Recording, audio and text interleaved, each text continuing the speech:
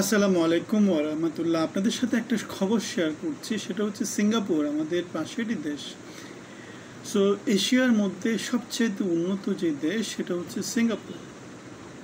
সিঙ্গাপুরের যে ক্ষমতাসীন দল পিপলস অ্যালায়েন্স পার্টি টানা 14 বারের মতো ক্ষমতায় যাওয়ার টিকিট পেয়েছে। সিঙ্গাপুরের জনগণ পিপলস অ্যালায়েন্স পার্টির উপর টানা 14 বার ভরসা রেখেছে।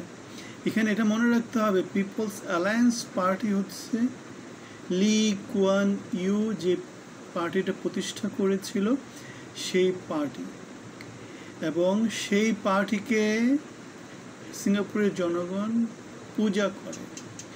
সেই পার্টি সিঙ্গাপুরকে সেই একটা কি মনে করেন যে আফিম তাফিমের নেশাগ্রস্ত একটা জাতিকে কোথায় নিয়ে গেছে, এশিয়ার মধ্যে সবচেয়ে উন্নত একটা রাষ্ট্র হিসাবে তাদেরকে সারা বিশ্বের কাছে পরিচিতি করেছে।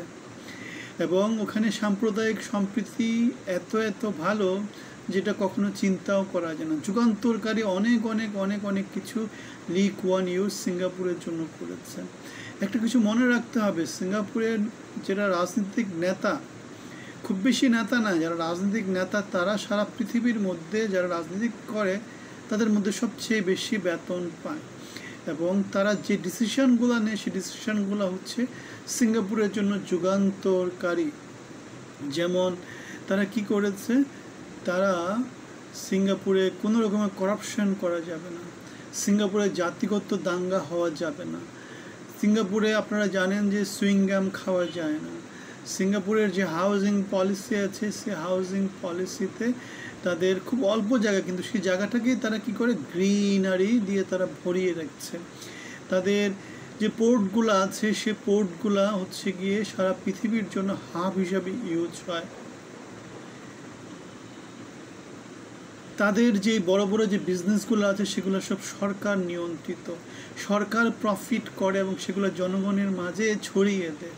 আর আমাদের বাংলাদেশের ফিলোসফি কি, সরকার বিজনেস করবে না, কিন্তু যারা বিজনেস করবে বেসরকারি মানে ব্যবসা, যারা প্রাইভেট এন্টারপ্রেনার তারা কী করবে, লুটে পুটে বাংলাদেশকে বা জনগণকে খেয়ে দেবে। সিঙ্গাপুরের ক্ষেত্রে পলিসিটা ভিন্ন, সেখানে সবগুলা বিজনেস কে করে, সরকার করে, কিন্তু প্রফিটটা কম করে, যার ফলে যে লাভগুলো হয় সেই লাভগুলোও জনগণই পায়, কেননা জনগণের জন্য সোশ্যাল বেনিফিট আকারে সেগুলো দিয়ে দেওয়া হয়। যেমন তার হাউজিংয়ের ব্যবস্থা করা হয়, চিকিৎসার ব্যবস্থা করা হয়, পড়াশোনার ব্যবস্থা করা হয়, ট্রান্সপোর্টেশনের ব্যবস্থা করা হয়।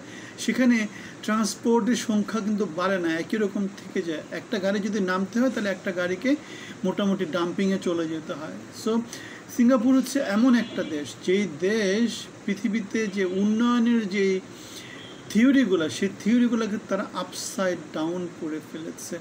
বাংলাদেশের যুগান্তরকারী একজন নেতা দরকার। অনেক দিন ধরে এই কথাগুলো বলে আসছে, আপনাদের সাথে আমরা কথা বলি, বাংলাদেশের অর্থনীতি, সমাজনীতি, রাজনীতি নিয়ে কথা বলি, এবং এরকম ম্যাজিক্যাল ফিগার যারা আছে যেমন লি কুয়ান ইউ এদেরকে নিয়ে কথা বলি, নানা রকম মোটিভেশনাল স্টোরি আপনাদের সাথে শেয়ার করি। আমাদের যেই ব্যানারটা আছে, আমাদের চ্যানেলটা আছে, আপনারা সেখানে আমাদের সাথে অংশী হতে পারেন, আমাদের চ্যানেলটা সাবস্ক্রাইব করে নিতে পারেন, আপনাদের মতামত জানাতে পারেন। আমরা আপনাদের মতামতগুলো খুব মনোযোগ দিয়ে পড়ি এবং পরিবর্তন আনার চেষ্টা করি। ভালো থাকবেন, ধন্যবাদ।